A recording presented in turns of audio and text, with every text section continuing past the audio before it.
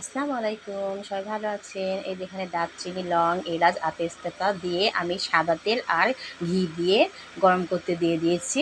দিয়ে আমি প্যাকেট সেমাই প্যাকেটে কুচি কুচি করে নিয়েছি, এগুলো ভাজতে দিয়ে দিব। সেমাইগুলো সবগুলো দিয়ে ভালো করে ভেজে নিব। যারা আমার পেজটাকে এখনও ফলো করেনি ঝটপট ফলো করে দেবেন, লাইক শেয়ার কমেন্ট করতে ভুলবেন না।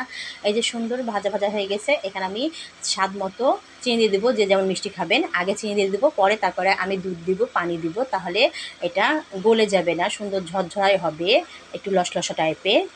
দিয়ে যে পানি দিয়ে দিব, দিয়ে আমি ঘন করে দুধ জাল দিয়ে রেখেছি, দিয়ে দুধগুলো দিয়ে দিব, দিয়ে সেমাইগুলো ভালো করে এটা করে নিব।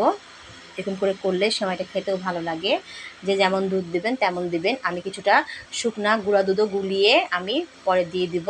একটু এটা হয়ে গেলে পারে নামানোর আগ দিয়ে আমি দুধটা দিয়ে দিব, তাহলে সুন্দর স্বাদ আরও বেড়ে যায়, খেতে ভালো লাগে। এই যে আমি দুধ গুলিয়ে দিয়ে দিলাম, আমার হয়ে গেছে। দেখুন কত সুন্দর সেমাই, আমি জায়গায় জায়গায় তুলে নিলাম। আর গরম গরম একটু সেমাই খাই, গরম গরম খেতে খুবই ভালো লাগে। সবাই ভালো থাকবেন, আর আমার পেজটাকে আবার আপনাদেরকে দেখা আমন্ত্রণ জানিয়ে শেষ করলাম।